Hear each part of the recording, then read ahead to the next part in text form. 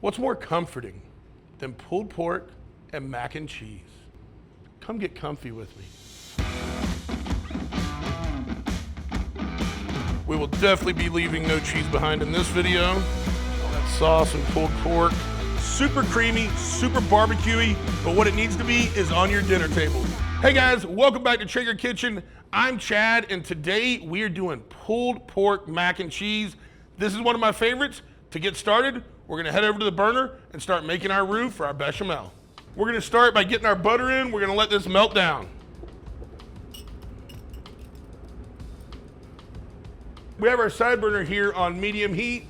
We're gonna let this butter get melted all the way down, and then we're gonna start to slowly add in our flour and start building our roux.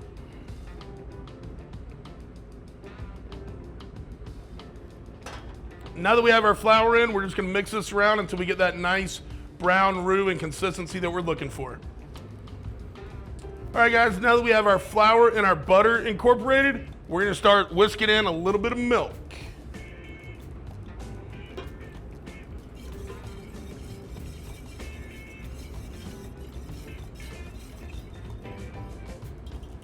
All right guys, now that we have our milk in here, we're gonna keep whisking about 5 or 10 minutes until it's the consistency that we like.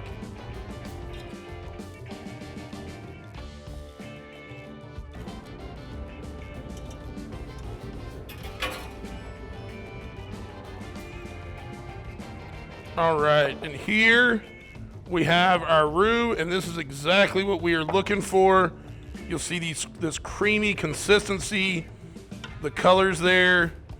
If you're kind of looking for what, this is a little bit of a thinner roux, but man, it smells really great. And now it is time to add the flavor. So we're gonna start with our cheeses. We've got some Gruyère. We will definitely be leaving no cheese behind in this video. We have our cheddar. Our pepper. All right, get our salt in. Our nutmeg. And we're going to give that a twirl.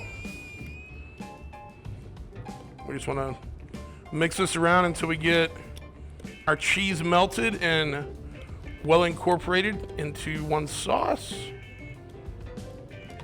So I'm going to do that for a few before we add in our pasta and our pork. We're going to break some of this up as we fold it all in anyway, so don't worry about it having to be super pulled here. So let's just get the pork mixed up in here also. And as you can see, that's breaking up just fine with the whisk. We want to get that broke up well and mixed in so that when we add our noodles, it will just coat them nicely before we add it to our cast iron dish. All right, so I feel like we have that mixed in well. And now we're going to add our pasta. So I'm gonna take and just start working this in a little bit. All right, I'm gonna start there. May have a little bit of pasta left over for my snack while this is working. Let's see here. All right, so now we just want to get in and mix this up. Get that beautiful cheese sauce incorporated, our pulled pork, our noodles.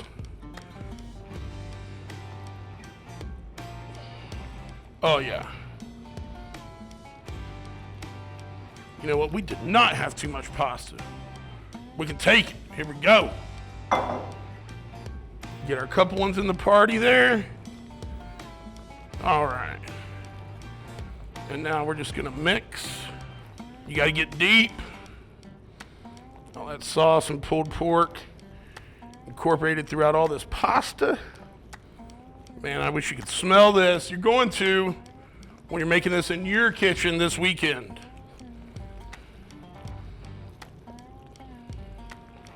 All right, this looks really, really good to go for me. We just check this bottom one more time, make sure, yeah, we got everything well mixed there. Sometimes I just like to go to the bottom one more time, make sure we don't have a puddle of cheese sauce or something down there. Make sure it's all well mixed. All right, we've got our greased cast iron dish. Now we're gonna get this poured into our 9 by 13 cast iron. You start there. Just want to push this down, make sure there's no voids in our pans. All right. You know what? Just a touch right here. All right. There we go. And now that we've got our cast iron ready to go, I am going to push that just aside a touch. And we are going to make our topping. We've got our panko, we've got melted butter. We're gonna need a little melt. Can I get a melt, please, in a larger bowl to mix this up in?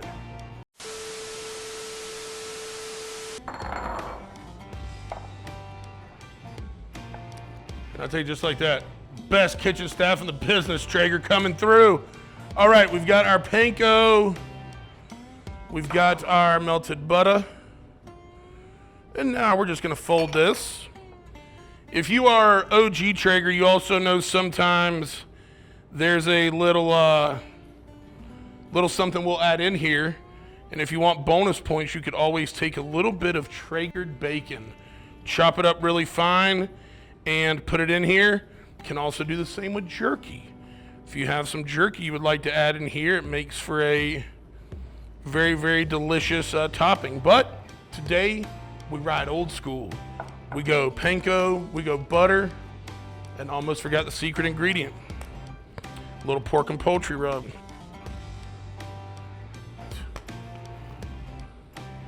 Get that top with a little barbecue kick, I like it. All right. And now we're gonna take our topping and we're going to spread it over the top.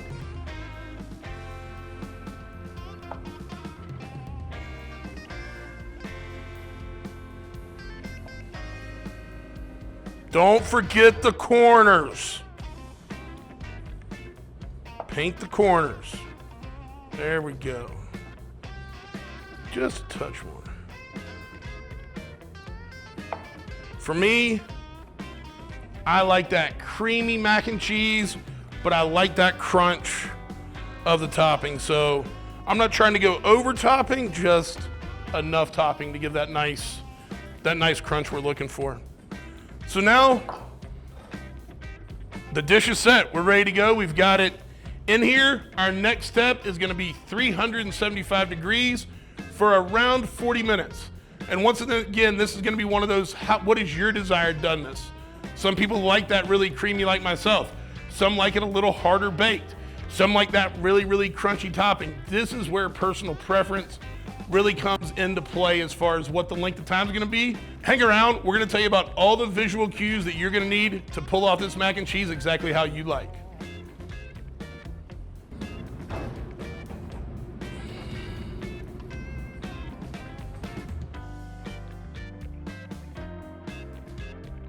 All right, guys, we've been right around the 40-minute mark, and I was talking about visual cues, and I'm gonna show you exactly what I meant. First, you see all this bubbly. When those corners are bubbling like that, that tells me everything's heated up nice, looks good, but we're still gonna be creamy. You'll notice here on the top, we've got some nice crunch. The cheese is completely melted in. Visually, this is exactly what I'm looking for. All right, guys, we know it looks exactly where we want it to be. As you can tell from the visual cue of it's boiling, this is molten lava. So not gonna take one for the team on this one. We're gonna give this 5 to cool down, come right back, taste it, and show you how we did. All right, guys, we have allowed this to cool down, thank goodness. And now all that's left is to take a bite. So I'm gonna dig right in here. Get me a little bit there.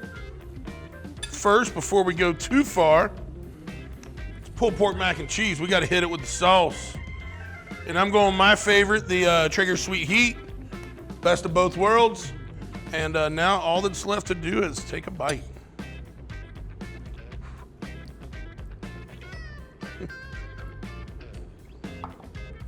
That bite explains why this is a leftovers favorite.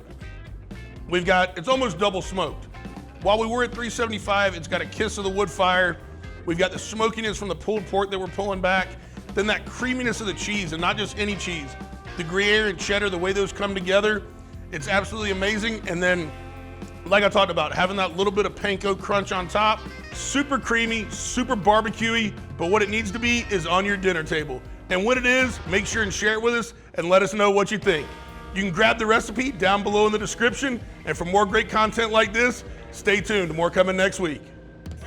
Yeah, come get comfy with me. Love it.